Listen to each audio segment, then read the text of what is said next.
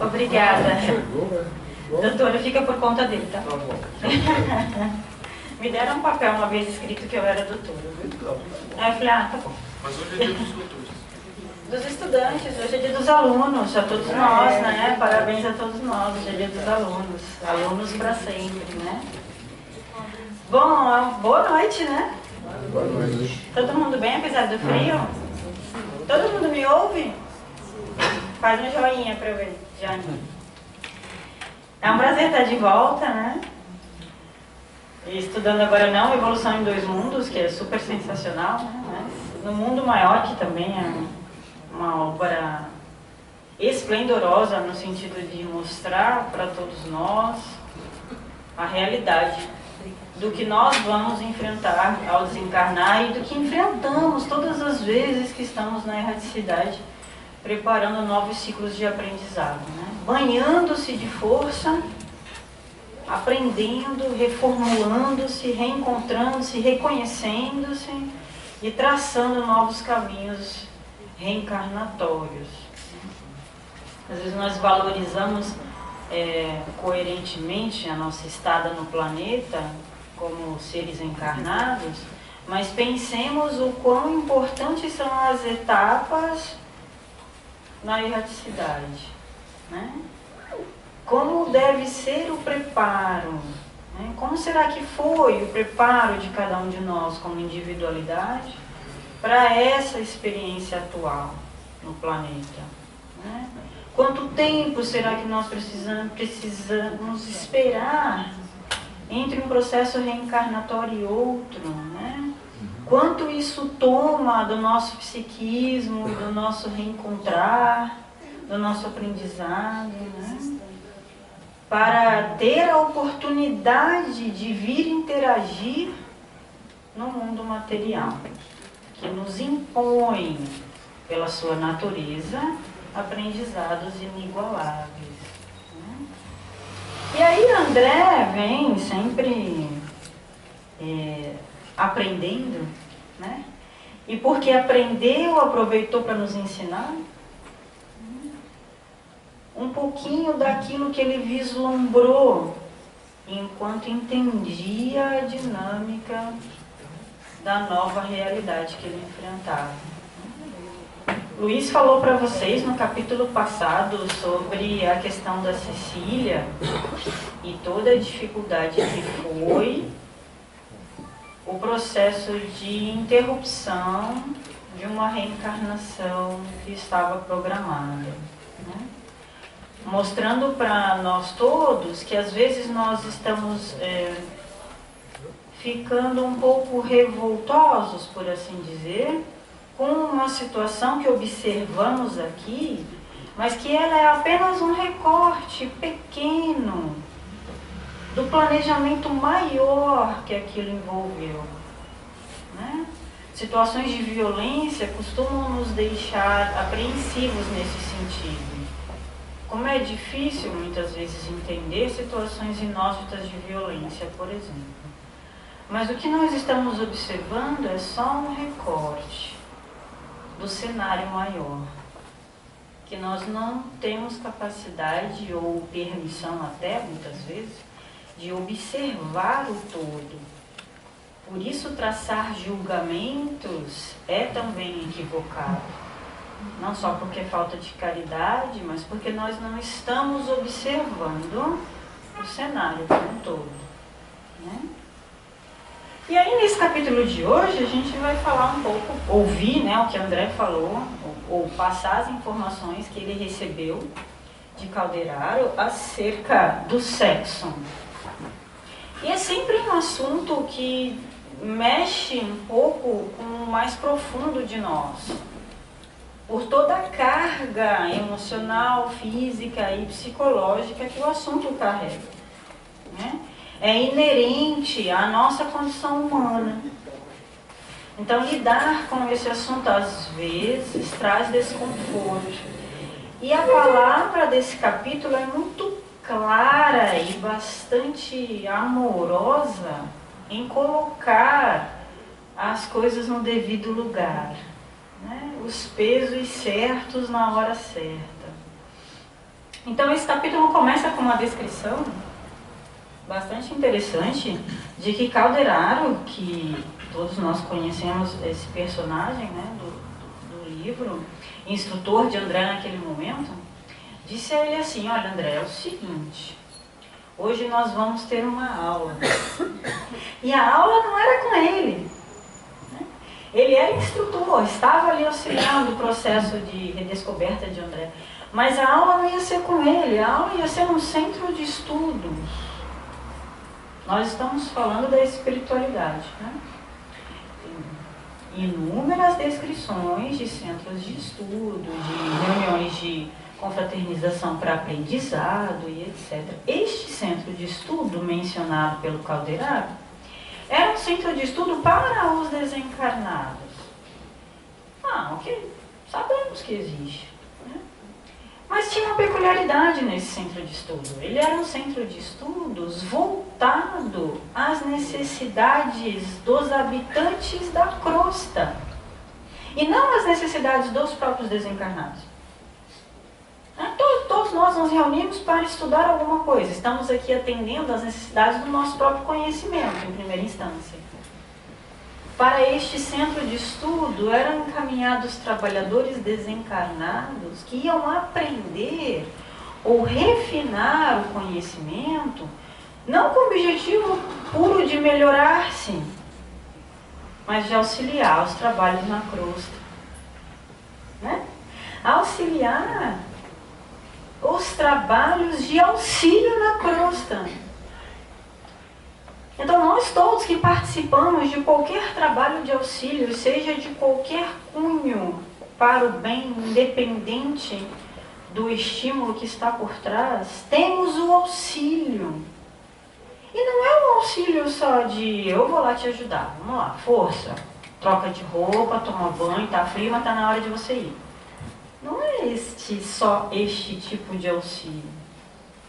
É o auxílio de aprender para ajudar. Sensacional. Trabalhadores desencarnados que se prontificam a estudar, claro, se melhoram com isso, obviamente, mas estão lá para aprender e poder ajudar. Aprender mais para ajudar mais. Aprender mais para ajudar mais. Aprender mais para auxiliar melhor. Porque como auxiliar uma situação que você não está convivendo? Mas você pode dizer, mas os desencarnados já passaram pelo planeta. Né? E portanto, sabem das dificuldades. Mas será que está igual encarnar neste momento e ter encarnado há 100 anos? Né? Do ponto de vista de interação social, por exemplo, vamos escolher um aspecto. Interação social é a mesma coisa? Não, de pode ser alguma. Acontece alguma coisa na China, nós sabemos em tempo real. Há 100 anos isso era inimaginável. Então, isso é apenas um aspecto, né? Considere todos os outros aspectos da humanidade, como está diferente. Então, como socorrer melhor? Como ofertar melhor o auxílio? Indo para o centro de estudos aprender. Não é sensacional? Não é? Sensacional. E aí, nesse centro de estudo, então, eles tinham essas reuniões de preparação. Preparação para quê? Para ofertar um auxílio melhor aos encarnados que frequentavam instituições assistenciais. Muito bem, então aí André correu com o Calderaro, por assim dizer, né? Está um palestrão, de repente, olha, já começou, vamos sentar aqui. Sentou-se, há uma descrição bastante singela, muito bonita, acerca do palestrante, né?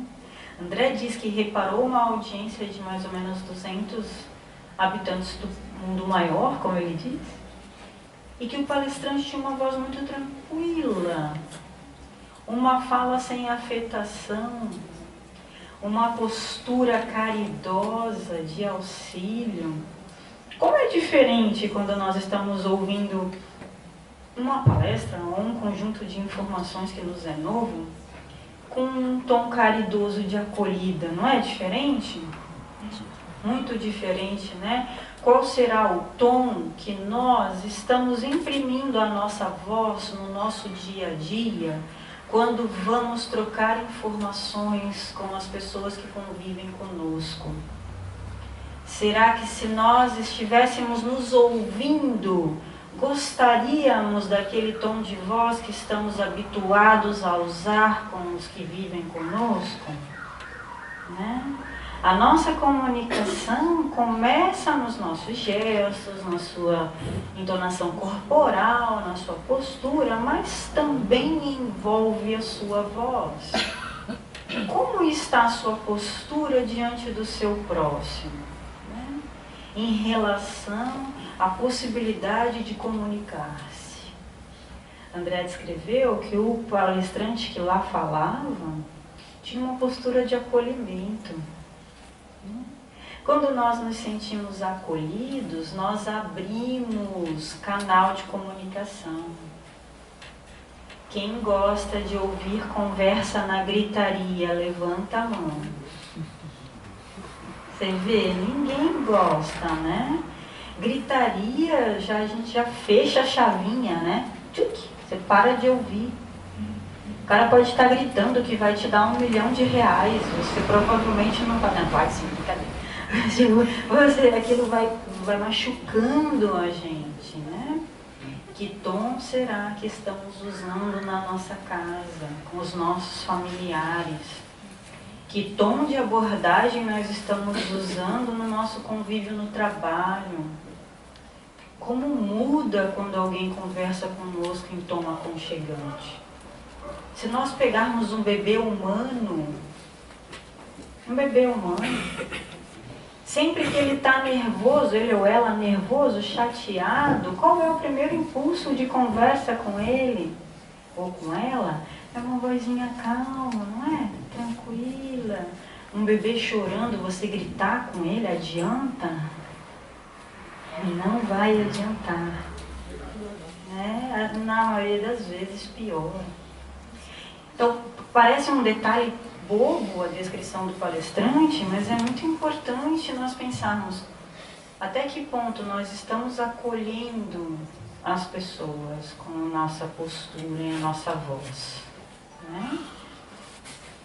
Então tá bom, e aí André coloca essa frase aqui como uma das primeiras frases que o palestrante falou. Veja só como o texto é bastante rico. No exame das causas da loucura entre individualidades, sejam encarnadas ou desencarnadas, a ignorância, falta de conhecimento quanto à conduta sexual é dos fatores mais decisivos. Ao estudar a loucura, ele está dizendo, a falta de informação sobre a conduta sexual é um dos fatores mais decisivos e que passa negligenciado por nós muitas vezes. Mas quantas das nossas dificuldades não se deveram ao desconhecimento da nossa aptidão sexual?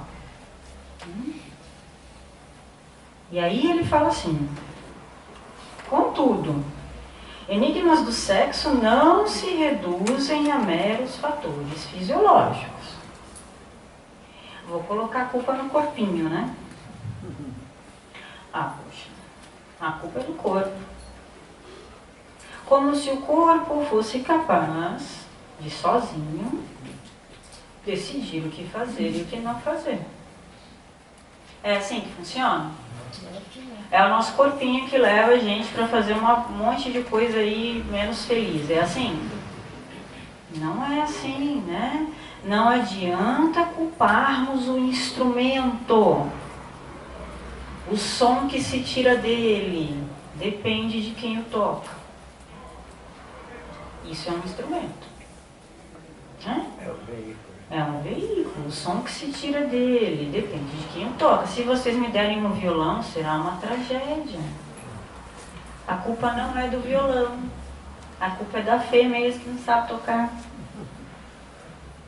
Mas se der um violão na mão de um grande violinista, ou tantos músicos quanto nós temos na música popular brasileira, que diferença, hein? É o mesmo instrumento, usado de maneira adequada, né? Com maestria. Quem já leu esse livro ou assistiu este programa? Dá para enxergar aqui? Vou ler para vocês. É o Pinga Fogo com Chico Xavier. Quem assistiu? Ou leu o livro, tanto faz. A maioria já conhece. É sensacional, não é? Sensacional. Observar, quando nós observamos o vídeo e vemos a figura de Chico, né, enladeado de luz, porque você via na expressão dele a luz que se fazia presente. Quanto esse espírito burilou-se para conseguir emitir luz, para conseguir sintonizar com luz. Num dos capítulos desse livro, que diz respeito àquelas duas entrevistas, ou os dois programas que foram televisionados pela antiga Tupi, tem uma informação de Chico a respeito do sexo e diz o seguinte. Diz o nosso Emmanuel, eu acho um barato assim, que é o colega, né? Tô aqui, peraí que o Emmanuel tá dizendo uma coisa aqui. Meu, eu tô ouvindo o Emmanuel conversando com ele. Né? É o ponto, tipo o ponto. O diretor tá falando aqui, pera um pouquinho. Dá a mensagem do diretor. Impressionante, porque Chico não deixou de ser um homem no mundo. Mas ele não foi um homem do mundo. Estava no mundo, interagiu plenamente com tudo que aqui se apresentava. Mas não era do mundo, né? Entregue às vicissitudes. Muito interessante. Mas tá aí a frase. Diz o nosso Emmanuel que o amor, como fonte divina de manifestação de Deus, por aí a gente já para, né? Amor, fonte divina de manifestação de Deus. Será que nós entendemos verdadeiramente o que é isso? Ou será que se alguém fala pra gente amor, o que nós pensamos num relacionamento humano? Amor é isso? É só isso? Não. Né? Fonte divina de manifestação de Deus, que descrição sensacional do amor. Amor fraternal. É o oceano de força em que nós todos vivemos. Outra descrição de amor, oceano de força em que nós todos vivemos. Ele está dizendo para nós estamos vivendo no amor. Você diz, ô Chico, nós não estamos não. Eu não sei que planeta você vive, mas o negócio não é assim não. O negócio tá maluco, você tá doido, não é isso não. Veja, porque o que vemos é uma janela do espectro maior. Vamos sair da nossa caixinha e vamos olhar de fora. Nós vivemos num oceano de amor, manifestação de Deus. E diz que o sexo é responsável quando ele é um instrumento no amor. Sexo, atividade sexual aqui. Né? Sexo, impulso sexual. Mas se a gente for avaliar sexo, é muito mais que isso. Né? Um aspecto dele é ser instrumento no amor. E aí Chico continua falando, no caso Emmanuel, né, através de Chico. Mas a frustração afetiva é um tipo de fome capaz de superlotar os nossos sanatórios e engendrar os mais obscuros processos de obsessão. Tem temos descrições de processos obsessivos derivados de frustrações afetivas? Muitas, não? Das mais variadas possíveis. Dificuldade de entendimento acerca do sexo e do amor. Uma separação, sexo e amor sumindo, existe. Como Emmanuel diz aqui, ó, amor é fonte divina de manifestação de Deus. Qualquer instrumento que bem aplicado mostre esse amor aqui é um instrumento usado com responsabilidade. Com responsabilidade. Não é? Disciplina. Parece tão simples, não parece mesmo? Mas quando nós estamos envolvidos emocionalmente, afetivamente, aí a coisa fica mais complexa. Começa. Né? Isso é amor. O amor vindo de Deus é livre. Mas no sexo, o amor, é responsável.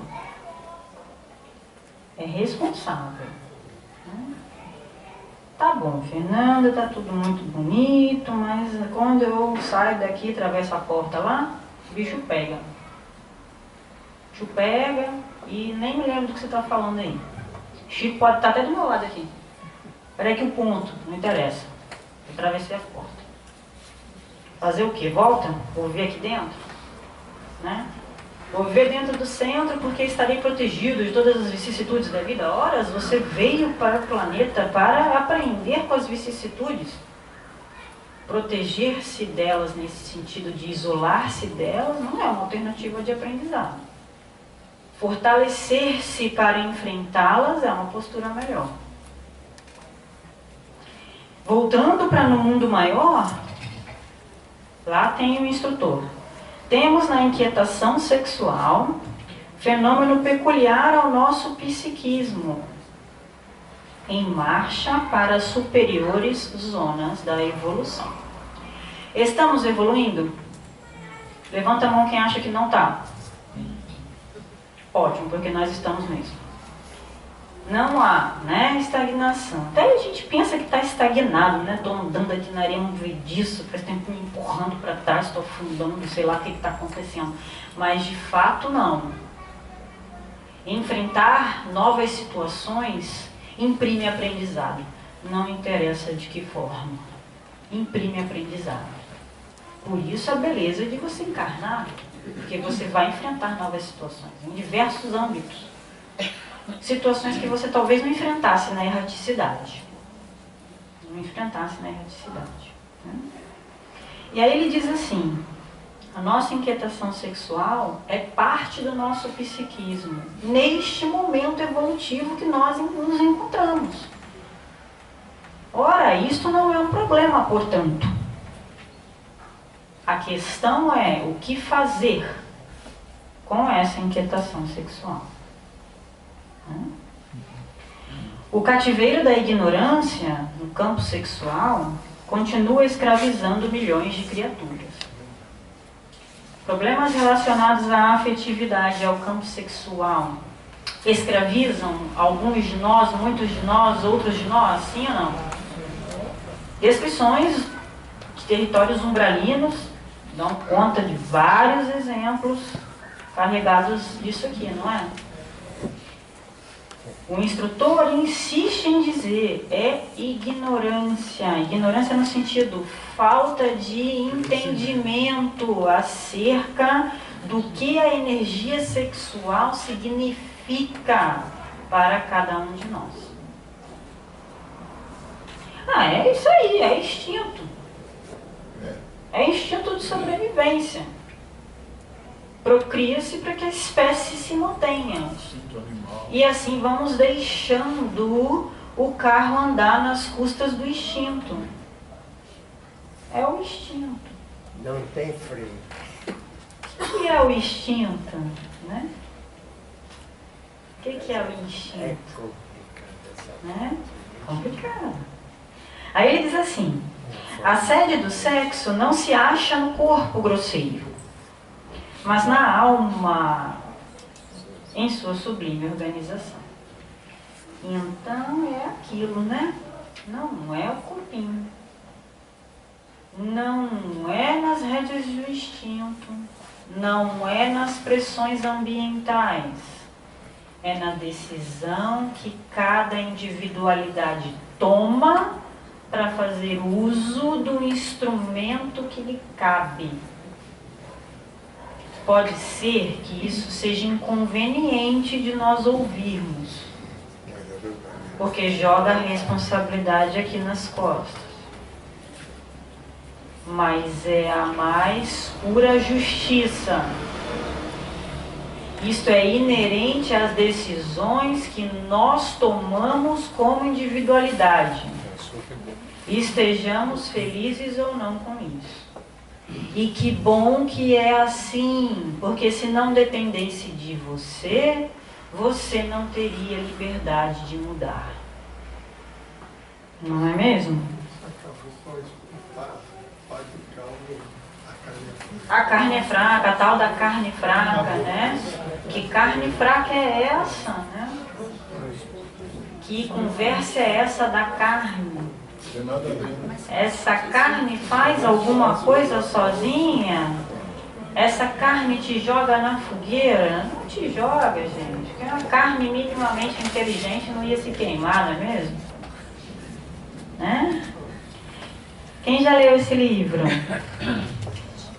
Sexo e Consciência, Divaldo. Ele é bastante grande, mas de recomendação de leitura para quem se interessa pelo tema. São compilações organizadas adequadamente de palestras ou conversas de Divaldo acerca do tema. O primeiro capítulo, não vou contar porque senão, né, machuca a graça de ler, mas en passant, é uma descrição de Divaldo conversando com Chico quando ele era novo ainda. Chico é mais velho que Divaldo em termos reencarnatórios aqui nesse planeta.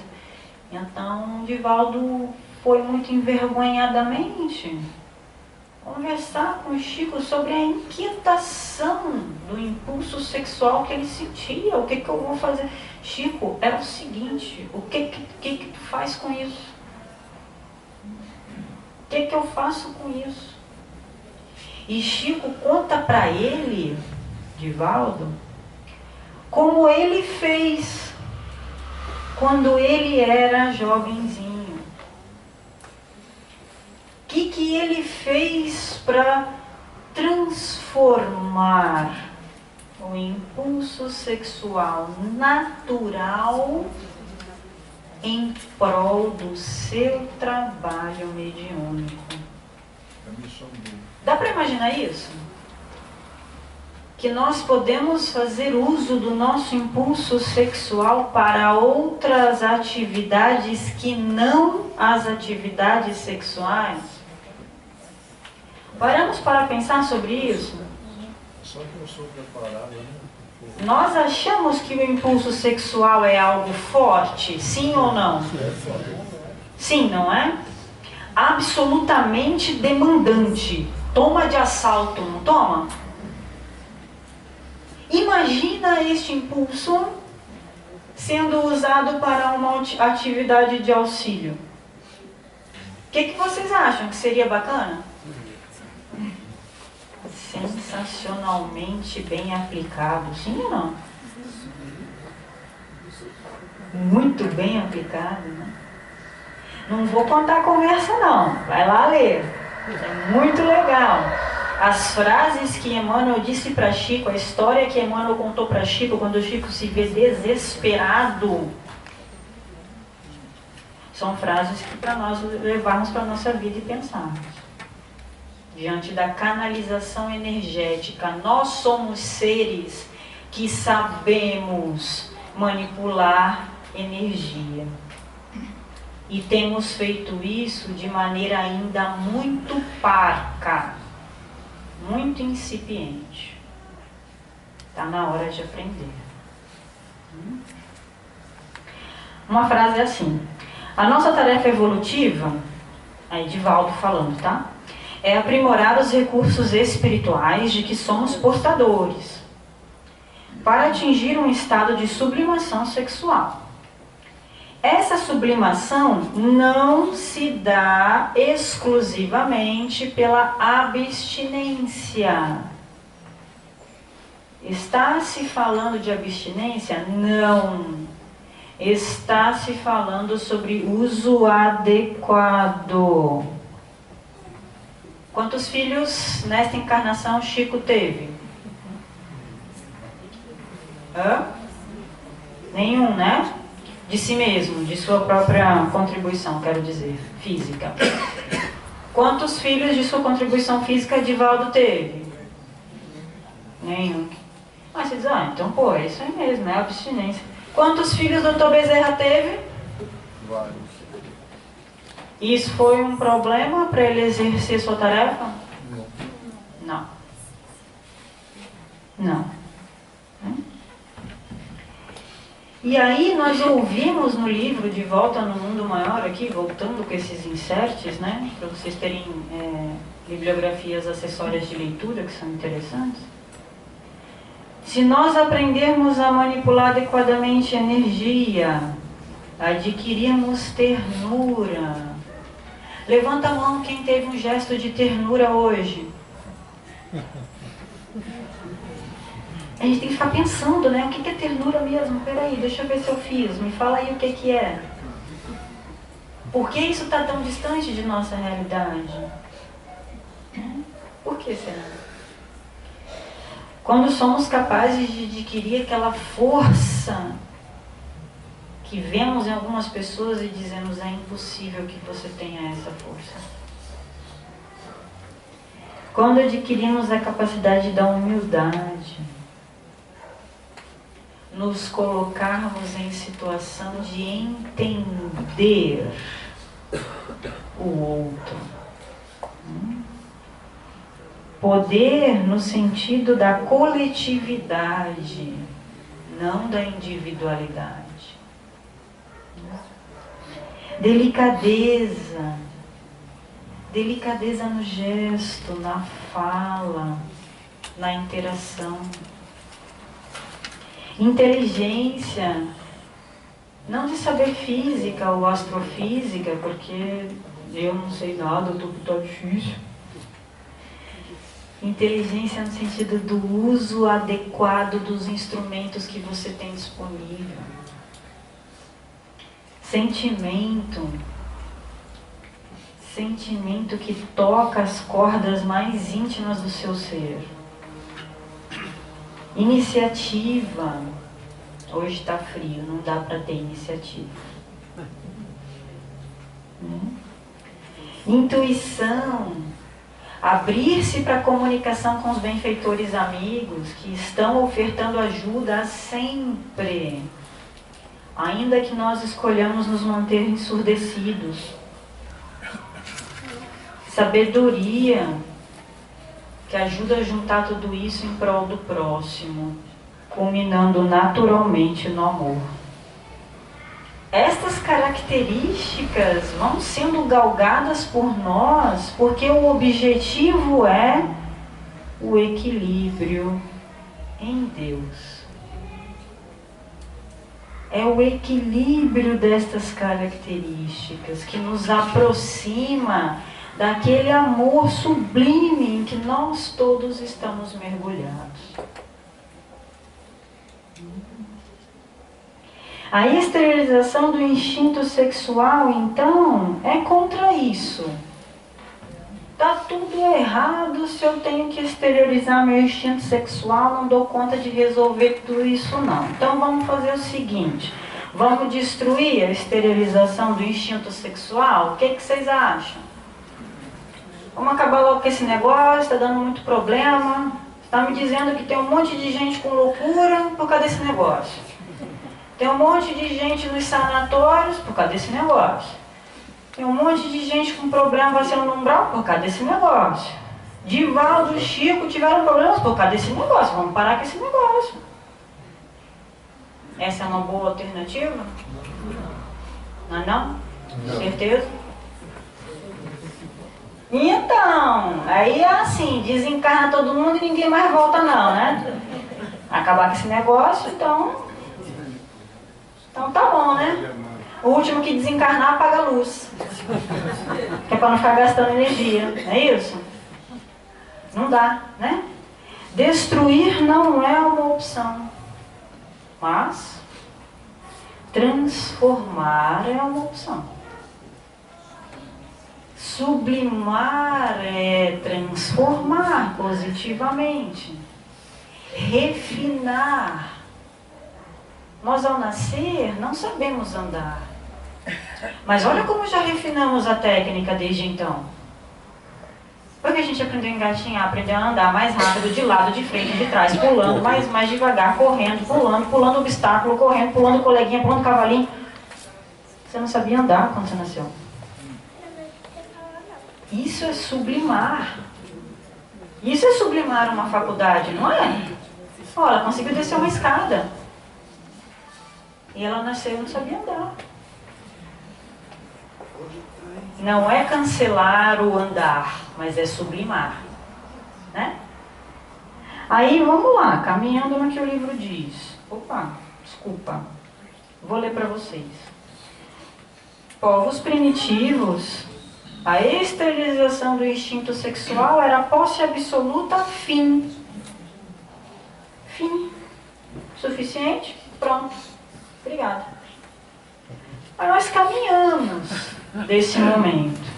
Caminhamos, não caminhamos? Nós continuamos ainda. Estamos no estágio povos primitivos? Depende do momento, né? Caminhamos, caminhamos. Caminhamos para mulher, mãe, homem, pai. E isso nos deu a capacidade de renovação do espírito, porque a esterilização do instinto sexual trouxe outras tarefas de assalto. Você tinha uma responsabilidade por aquele ser gerado da exteriorização do instinto sexual, por exemplo. Isso te faz sublimar um pouquinho esse instinto, hein? Não tem como, né? É algo que nasceu dessa exteriorização. Nasce e deixa que vai andar sozinho, vai crescer sozinho, vai comer sozinho. É assim? Quem tem mãe encarnada ou desencarnada e que ainda apela para a mãe em situações diversas de desespero, levante a mão. Quem faz a mesma coisa para os pais? Ou seja, isso significa sublimar um pouco mais, né? É aquela frase assim, né? Olha, quando você estiver em dúvida, pergunta assim: o que Jesus faria? Como eu tenho muita vergonha de perguntar isso, porque eu já sei a resposta, eu pergunto assim: o que minha mãe ia falar se eu estivesse fazendo isso? Se ela me visse fazendo isso? Aí não ia ser bom, ia dar ruim. Melhor não, melhor parar. Né? O que meu pai ia falar se estivesse me vendo aqui agora, ó? Né? Isso sublima a nossa exteriorização de impulso sexual, porque você ganha outras tarefas de interação. Aí as experiências sexuais nos proporcionaram caminhar, transformando a tribo em família. Nos é difícil entender que nós somos uma família universal? Você é doido, eu nem conheço aqueles 1.554.000.000 de habitantes da China. Mas você precisa conhecer para viver no mesmo oceano de amor? Não. Transformou a Taba em lar. Lar envolve sentimento, não é mesmo? Você pode não ter onde morar, mas você pode ter um lar. Mudou a defesa armada para o direito. Mudou a floresta para a lavoura. Mudou os impulsos para a comunhão dos ideais. Tudo isso foram experiências sexuais proporcionadas que nos fizeram modificar o raciocínio. Quando você interage sexual afetivamente com alguém, você pode tender a mudar o seu ponto de vista em relação àquela pessoa, inclusive afetivamente. Mudou da barbárie para a civilização. Mudou da atração rude e pura e simples de posse para anseios artísticos. Coisa sensacional, você usar a energia instintiva para anseios artísticos, para mudar o universo à sua volta em forma de arte, expressão universal. O grito virou cântico, porque a gente aprendeu a sublimar. Estamos aprendendo, parênteses. Então, a força criadora do sexo, criação mesmo, instinto de gerar, de mudar, de transformar, essa força faz com que a coletividade humana avance no divino amor. Tá, Fernando, então você tá doido, eu acho que você realmente não está passando muito bem com frio, porque como que esse negócio pode fazer a coletividade humana avançar? Tá de brincadeira, né? Faz sim, faz. Porque o desejo passou pelo estágio da posse e passou pelo estágio da simpatia e passa pelo estágio do carinho e passa pelo estágio do devotamento, da renúncia, do sacrifício, que são ciclos de unificação com a divindade. É pegar o instinto sexual, a força criadora sexual e transmutá-la do desejo ao sacrifício em prol da coletividade. É possível? Levanta a mão quem acha que sim. Dá para fazer hoje? Pegou pesado agora. O instinto sexual, para coroar-se com as glórias do êxtase, há que dobrar-se aos imperativos da responsabilidade, às exigências da disciplina e aos ditames da renúncia. Responsabilidade, disciplina e renúncia. Responsabilidade, talvez estejamos mais ou menos ok, eu entendi isso aí, tá bom. Disciplina, mais ou menos. Renúncia, tá de brincadeira, né? Renúncia. Tem nem pra mim, vou renunciar. Será que se você não renunciar, não vai ter pra todo mundo? Inclusive para você? Fernanda, posso fazer uma pergunta? Sim. Nessas alturas... do campeonato? Eu quero dizer que o casamento, então, seria a coisa mais linda do mundo se fosse respeitado, que não houvesse destruição, entendeu?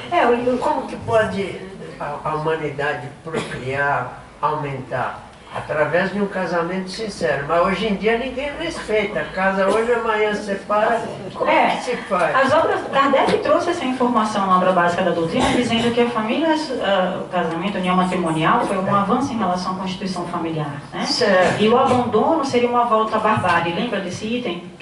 E seria uma volta à barbárie, né?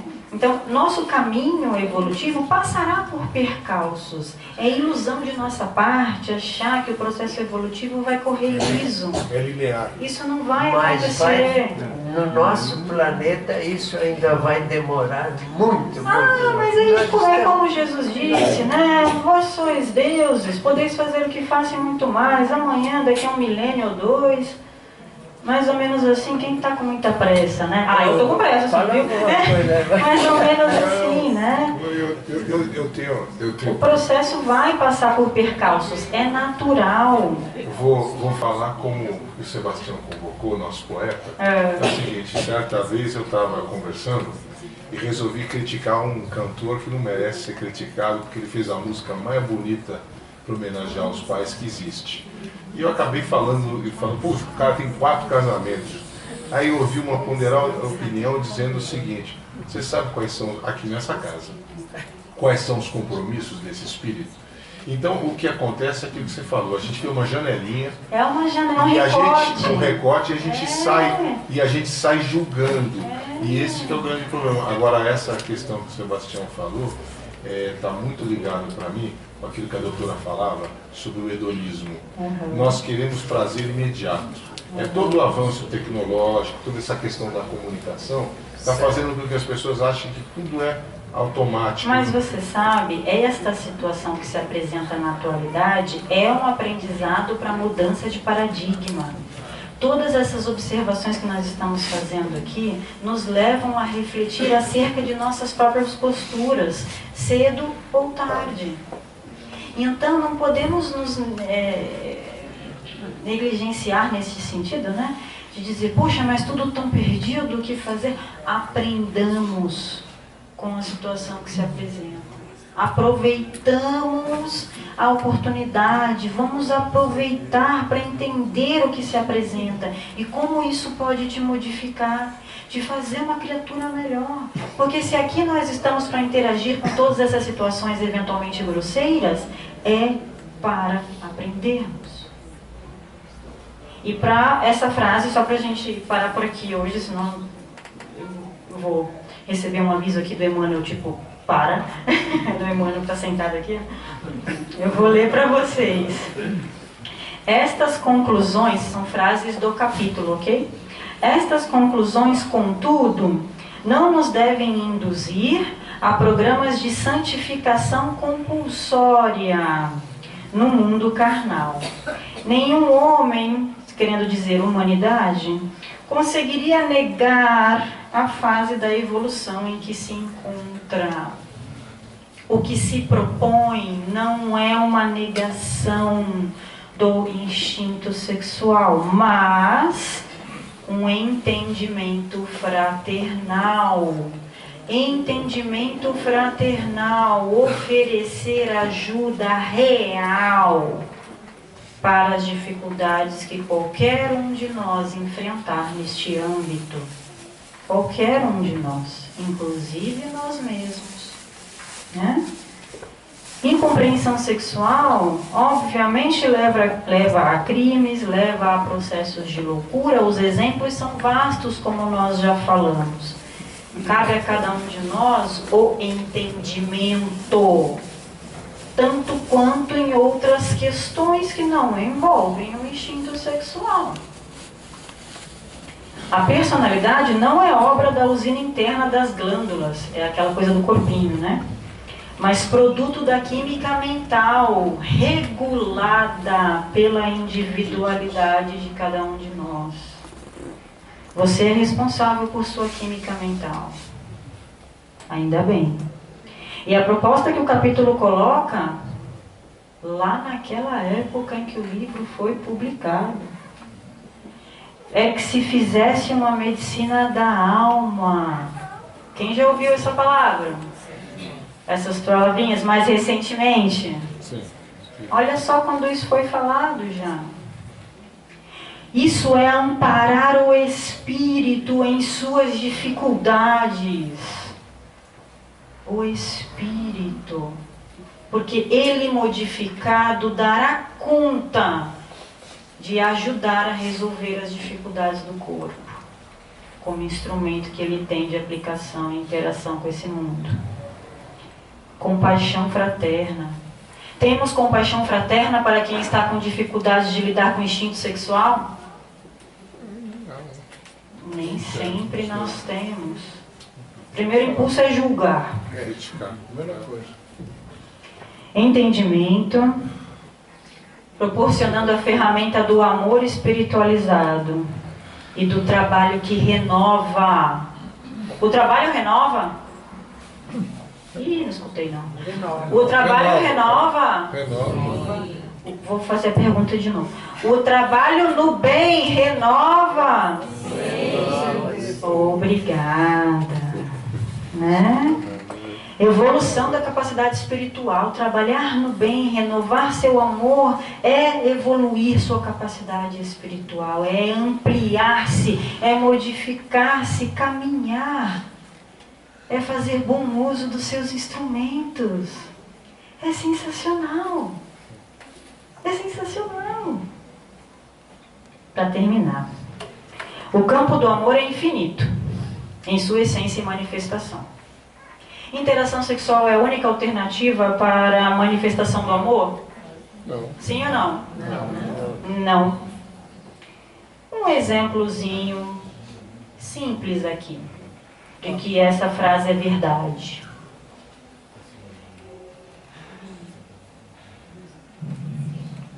E aí? Vou ler a frase de novo. O campo do amor é infinito em sua essência e manifestação. Aparece a foto dessa criatura. Vocês acham que ele fez isso aí que está na frase? Sim. Sim ou não? Sim. Como era a manifestação de amor vinda do Cristo, hein? Descrição de Boa Nova. Estavam palestrando na casa e a sogra de Pedro pergunta ao mestre. Peraí, sogra de Pedro pergunta ao mestre? Sogra de Pedro falou com o mestre? O que quer falar? Peraí, falou com o mestre? Como assim? Claro, falou com o mestre. Estava o mestre palestrando atrás de Pedro. Era a hora do Evangelho. Inauguração do Evangelho no lar, no planeta, né? Mestre, por que é tão difícil a convivência familiar? Capítulo 2, Boa Nova. Aliás, desculpa, Jesus no Lar. Equivoquei nos livros. Jesus no Lar, capítulo 2. Né, e Lúcio? E o mestre dá uma aula para ela sobre o que é a convivência no lar. Teve alguma interação de instinto sexual naquele momento? Não.